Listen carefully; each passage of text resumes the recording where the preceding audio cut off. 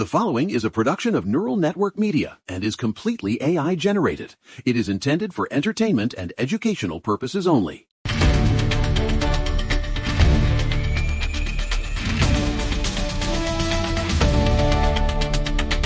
Okay, gang, it is Friday, April 3rd, 2026, and if you thought the news cycle was going to slow down for the weekend, you clearly haven't been paying attention to the absolute velocity of this administration. It is a heavy day, a packed show, and, quite frankly, a total overhaul of the status quo as we know it. It's a heavy, Josh. It's a weight. We're watching the scales of justice and the pillars of the state being shaken, roughly speaking, in a way that demands we look at the underlying architecture of what we call the West. It's no joke, man. It's definitely no joke. Look, we have a lot to get to, everything from a massive shakeup at the DOJ to B-52s over Tehran and a historic victory for privacy in Idaho. But first, we have to look back. Yesterday, we talked about the Supreme Court arguments on birthright citizenship, Trump v. Barbara, and the ongoing decline of Hollywood. Walter, you were particularly, let's say, archetypally distressed by the Detroitification of Los Angeles. Well, it's a tragedy. When the dream factory stops producing dreams and starts producing ideological slop, the soul of the nation withers. But then we also saw that manufacturing resurgence in the ISM report, the logos of production returning to our shores. It's the tension between the dying old world and the struggling new one. Right. But today, the new world isn't just struggling, it's actively purging the old. Let's start with the biggest headline of the last hour, folks. Pam Bondi is out after 14 months as Attorney General. She is transitioning to the private sector, which is Washington speak for "you're fired." It's a significant reset, isn't it? It's more than a reset, Walter. It's a tactical replacement.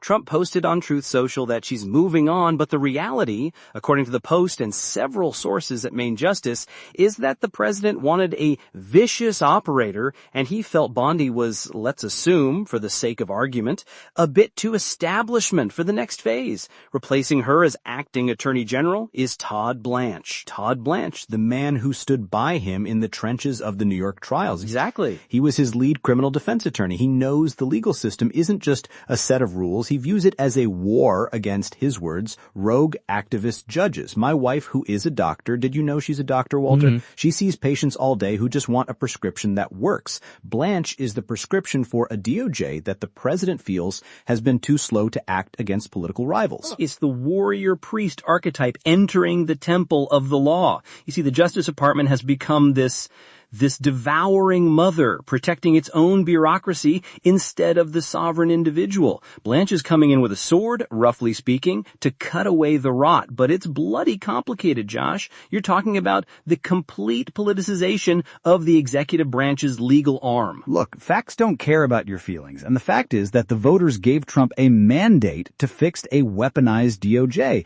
You can't fix it with polite memos. Blanche is a vicious operator. He's a talented legal mind who isn't afraid to break some eggs. Metaphorically, though, we'll get to actual eggs later in the show. Right.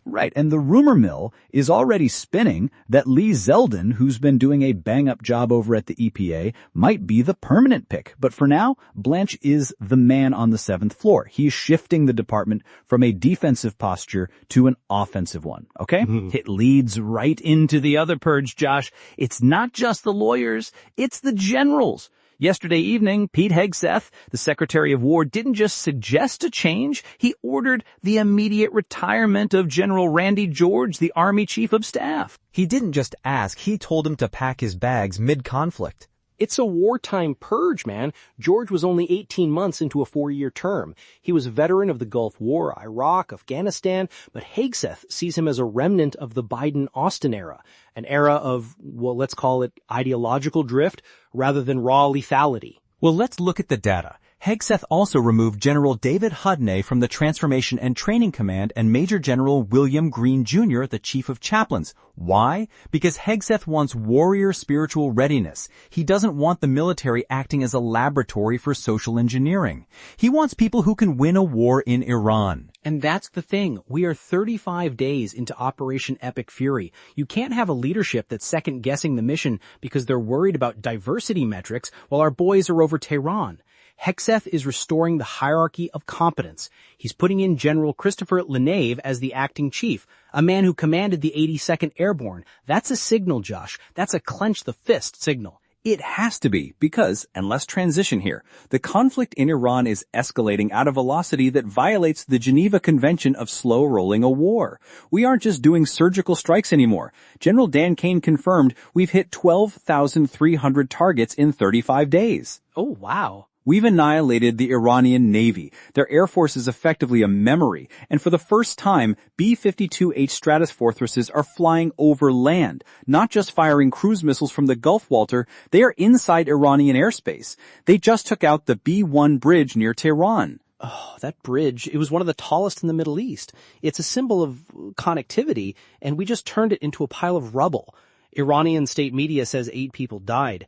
It's the tragedy of the individual caught in the gears of the state, but you have to wonder, is this the end of the regime? Trump's stance is make a deal or face oblivion. It's very simple math. We own the skies. Hypothetically, if the regime doesn't fold, we just keep erasing their infrastructure until they're back in the 19th century. It's brutal, but it's logical. If you fund proxies to attack us, the common sense result is that you lose your bridges. It's no joke, man, but while we're projecting power abroad, Hegseth is also doing something domestically that I think is, roughly speaking, a restoration of individual sovereignty. He signed that memorandum yesterday ending gun-free zones on military bases.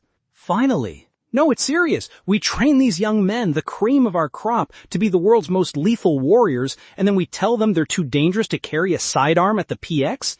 It was a manifestation of the devouring mother archetype. I'll give you a tank, but don't touch a pistol. You might hurt yourself.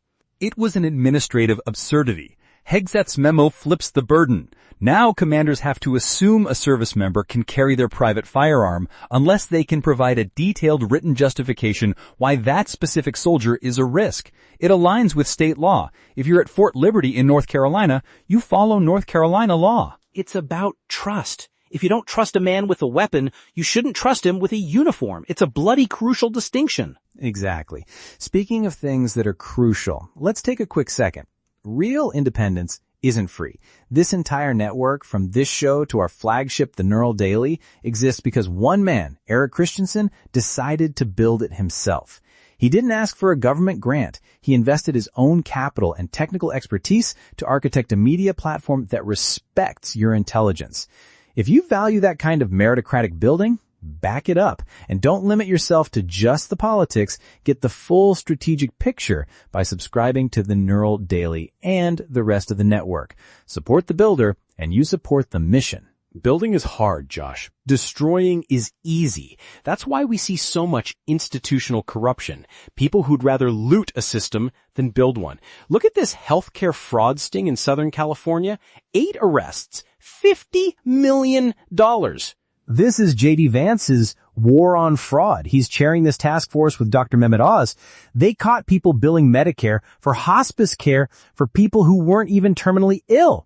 In one case, a couple was paid $300 a month just to sign up for hospice. They didn't need it. It's demonic. To use the concept of the end of life, the most sacred transition as a front for a grift, that's what happens when you remove the moral compass from the bureaucracy. It just becomes a parasitic organism.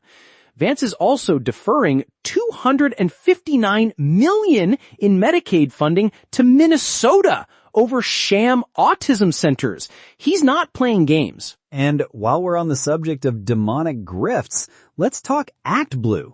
New leaked memos suggest they systematically lied to Congress about illegal foreign contributions. Facts don't care about your feelings, and the fact is, if you're funneling foreign money into American elections through a donation aggregator, you're not a political platform, you're a money laundering operation. It's the subversion of the democratic process. You see, they talk about defending democracy while they're effectively selling it to the highest foreign bidder.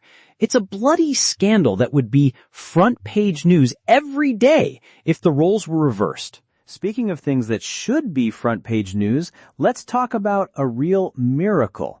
Christina Marie Plante, found alive after 32 years. Oh man, 1994. She was 13 years old. She went to visit her horse in Star Valley, Arizona, and she vanished. For 32 years, her parents lived with that void. That's a hell I wouldn't wish on anyone. And the Gila County Sheriff, Adam Shepard, announced they found her because of advances in technology. She's 44 now, but here's the common sense twist, the stark truth. She wasn't kidnapped by a stranger in a van. She had been running away and had been living with an undisclosed family member this whole time. What does that do to a family? To keep a child hidden while the world searches?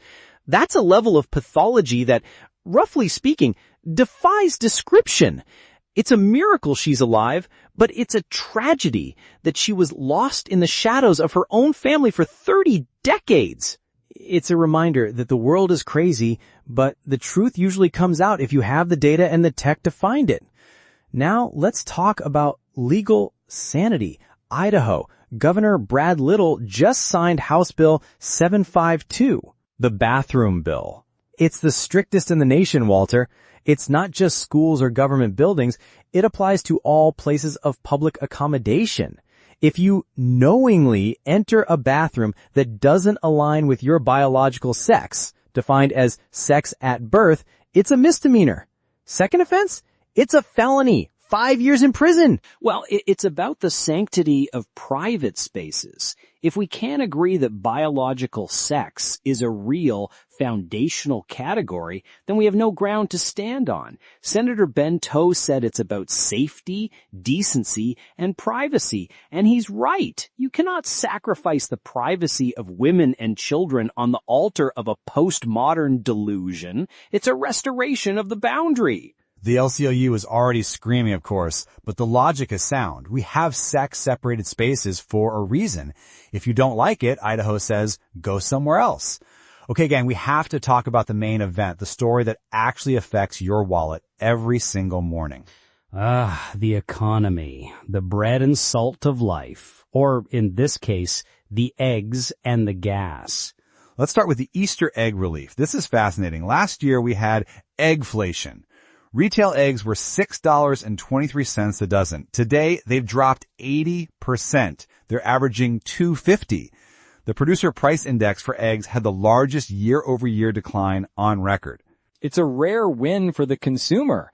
Agricultural Secretary Brooke Rollins is taking a victory lap, saying they streamlined the supply chains after the avian flu, and that's good, roughly speaking. It's a sign that nature can recover if you get out of its way. But, and here's the rub, you can't pay your mortgage with egg money. Exactly. And this is the divergence we're seeing as we head into the 2026 midterms. While the PPI for eggs is down, the CPI, the cost of living, is being hit by a perfect storm of geopolitics. Walter, we started Operation Epic Fury on February 28th. Since then, gas prices have been brutal. Because of the Iranian retaliatory strikes on energy hubs. It's the chaos dragon lashing out. When you strike the heart of the Middle East, the world's oil supply flinches. We're seeing a spike that's eating every dime families saved at the grocery store. According to the Examiner, the national average for gas has surged 40 cents in the last 3 weeks. And it's not just gas. Look at the mortgage rates.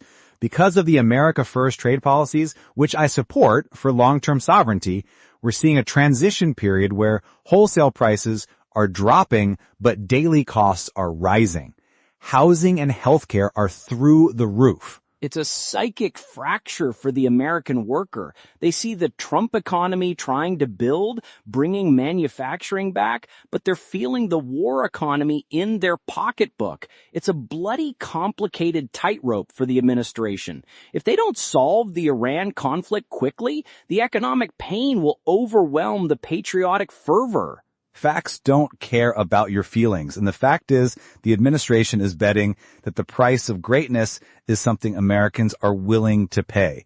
But hypothetically, if gas hits $6 while we're still bombing Tehran in October, the midterms become a very different conversation. People are tired, Walter. They've been through Bidenflation, and now they're in conflation. Well, that's the thing. It's about the cost of living, not just the cost of eggs. It's the cost of being a sovereign individual in a world that feels like it's falling apart. People need a vision of a finish line. They need to know that this escalation leads to a lasting peace, a Pax Americana, where they can actually afford to fill their tank and move into a house. It's the America First gamble. You build the walls, you purge the DOJ, you disarm the Iranian regime, but you have to keep the lights on for the forgotten man while you do it. My wife sees it in her clinic every day. People are stressed. They're happy about the egg, sure, but they're terrified of their electric bill. It's a heavy day, Josh, a heavy year. But there's a beauty in the struggle. The beauty of a nation finally deciding to be serious again. To have a DOJ that prosecutes fraud, a military that prioritizes lethality, and a legal system that protects the vulnerable. It's a tragedy that it costs so much, but roughly speaking, the alternative is much, much worse. The alternative is the sloppiness that we've lived through for the last decade. I'll take the high-velocity change over the slow-motion decline any day of the week. Okay, gang, that's the show for today. We've covered the Bondi ouster, the Hegseth purge, the B-52s over Iran, the Idaho victory, and the egg versus energy economy. It's a lot to process, but remember, the world might be crazy, but common sense is the only compass that actually works. It's no joke, man. Clean your room, watch the skies, and keep your soul intact. We'll be back on Monday with more logic and fewer feelings. Have a great weekend, everyone. Facts don't care about your